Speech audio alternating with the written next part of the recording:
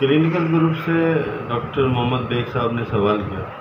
सवाल ये है कि जलने की सूरत में अगर ब्लिस्टर, आबले या छाले पड़ जाएं तो क्या किया जाए? क्या उन्हें फोड़ा जाए या नहीं फोड़ा जाए? क्या उन्हें फोड़ा जाए तो कोई क्रीम लगाई जाए या नहीं लगाई जाए? देखिए, मैं आपको चंद बात बता देता हूँ। असल में जितनी वीडियोज़ होती हैं वो आपकी नॉलेज के लिए या आपको कुछ बेहतर मालूमात के लिए होती है। इसमें कोई ट्रीटमेंट बताने का मकसद नहीं होता किसी भी चीज़। सबसे पहले तो ये याद रखिए कि जलना एक बहुत बड़ा इंसिडेंट या एक्सीडेंट है, और जलने की मुख्तलिफ़ कैफियत या मुख्तलिफ़ कंडीशन या स्टेजेस होती हैं। First degree burn, second degree burn, 4 degree burn तक, 7 डिग्री बर्न तक है। तो बात यह है कि अगर से ये सवाल के जवाब दिया जाए कि आबले, ब्लिस्टर या जो छाले पड़ जाते हैं उन्हें फोड़ा जाए या नहीं। अगरचे छाले छोटे छोटे हैं और करीब करीब हैं, और उनकी जो छालों की जो ऊपर की लेयर है, जो हमारी मेम्ब्रेन है जिसे स्किन कह लें, वो अगर सख्त है और वो आसानी से या खुद नहीं फूट जाएंगे तो उनको हमें फोड़ने की ज़रूरत नहीं है। और उन पर वैसे ही हम कोई क्रीम, खासकर सिल्वर बेस्ड कोई ऐसी क्रीम जो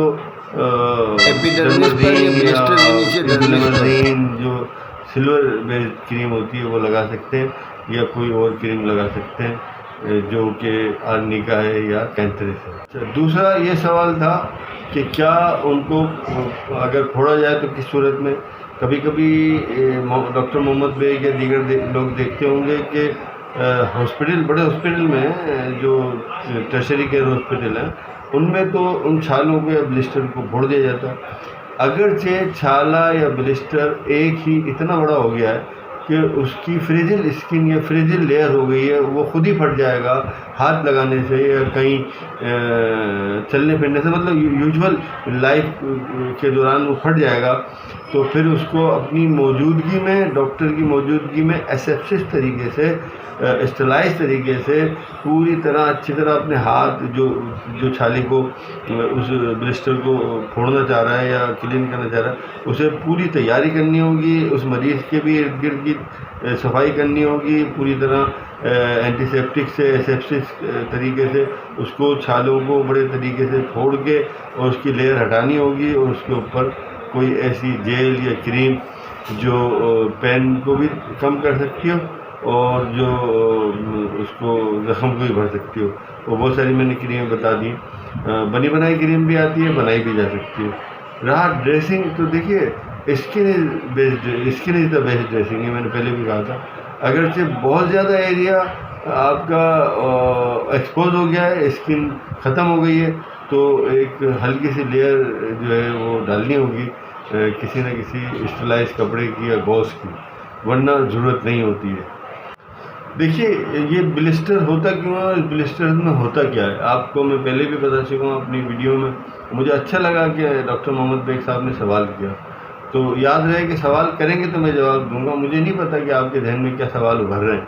मेरी किसी भी वीडियो, किसी भी गुफ्तगू पर, किसी भी पॉइंट पर, किसी भी ऑडियो, रिटर्न वीडियो, किसी भी चीज़ पर आप सवाल कर सकते हैं और बरमला कर सकते हैं, बड़े धड़ल्ले से कर सकते हैं। ये मेरी जिम्मेदारी कि मैं आपको जवाब दूँ। तो देखिए, उस ब्लिस्टर में या उस आबले में जो है हमारे जिस्म का पानी होता है, जो कि इलेक्ट्रोलाइट्स होता है।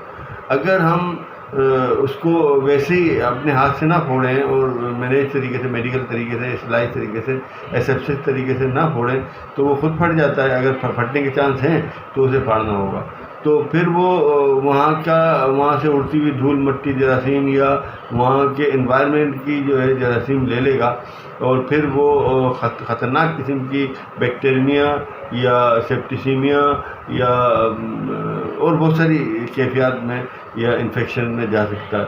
कभी कभी जला हुआ मरीज़ जब सही हो जाता है, या ज़ख़म बहुत सारे मरीज़ों के सही हो जाते हैं, उनकी खुजली ख़ारिश ख़त्म नहीं होती और वो उभार पैदा कर देती है। देखिए, वहीं एक और इन्फेक्शन है, इन्फेस्टेशन है, फंगल इन्फेक्शन भी है।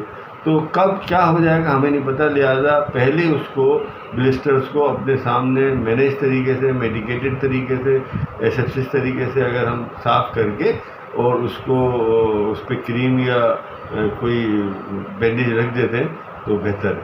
हाँ, याद रखने वाली बात है, आज मेरा पोस्ट लेक्चर सवालात का सिलसिला है, जवाब दे रहा हूँ मैं कि बंस केस की ड्रेसिंग बड़ी तरीके से और एहतियात से करनी होगी।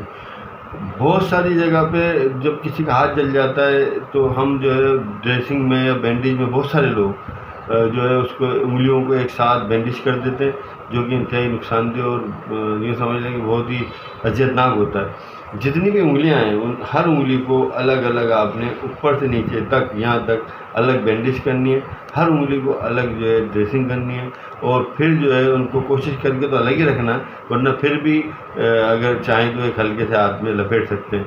अगर आपने ऐसे करके बैंडेज या ड्रेसिंग कर दी तो क्या होगा कि ये सारी की सारी उंगलियाँ जुड़ जाएंगी, कंट्रैक्चर हो जाएगा और इनको हटाना या सीधा करना या काम में लाना मुमकिन नहीं होगा। इसी तरह बहुत सारे जॉइंट्स जो होते हैं मरीज़ों के जलने के बाद वो आपस में चिपक जाते हैं और मिल जाते हैं, तो उसमें भी याद रखिएगा जहाँ जहाँ जॉइंट्स हो, जहाँ जहाँ आपस में जली हुई स्किन मिलने के चांस हों, वहाँ हमें एक जेल टाइप की या पेट्रोलियम जेल टाइप की या मरहम टाइप की कोई मतलब एक एंटीसेप्टिक कोई जेल लगाकर कोई अच्छी सी, जैसे कि मैंने बताया, वो लगाकर आप उसमें बैंडेज कर सकते हैं और उस हिस्से को अलग रखना होगा। अलग नहीं रखेंगे तो वो मिल जाएगा, चिपक जाएगा और कंट्रैक्शन का शिकार होगा। दर्द ना होना जलने की सूरत में बहुत ख़तरनाक है, जब डीप बर्न जाता है तो दर्द खत्म हो जाता है। आखिरी बात वो ये कि ब्लिस्टर को निकालने का क्या नुकसान और क्या फ़ायदा। अगर ब्लिस्टर्स को आप पंक्चर कर देते हैं, उसका प्रेशर ख़त्म हो जाता है तो दर्द की खासी जो है कमी हो जाएगी, बिला वजह का दर्द बर्दाश्त नहीं करना पड़ेगा पेशेंट। दूसरी बात, अगर आप ब्लिस्टर को नहीं फोड़ते हैं तो वो उसमें अब खुद अगर वो आहिस्ता आहिस्ता बैठ जाता है तो उसमें इन्फेक्शन होने के चांसेस कम से कम हैं।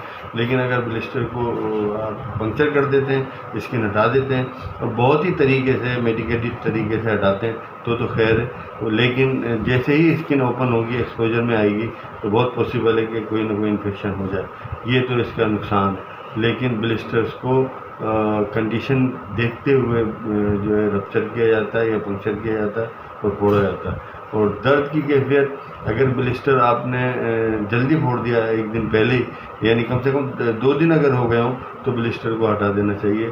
और ब्लिस्टर को हटाने के बाद कोई एंटी एनेस्थेटिक या दर्द की या एंटी पेन किलर टाइप की ऐसी कोई क्रीम लगाई जा सकती है।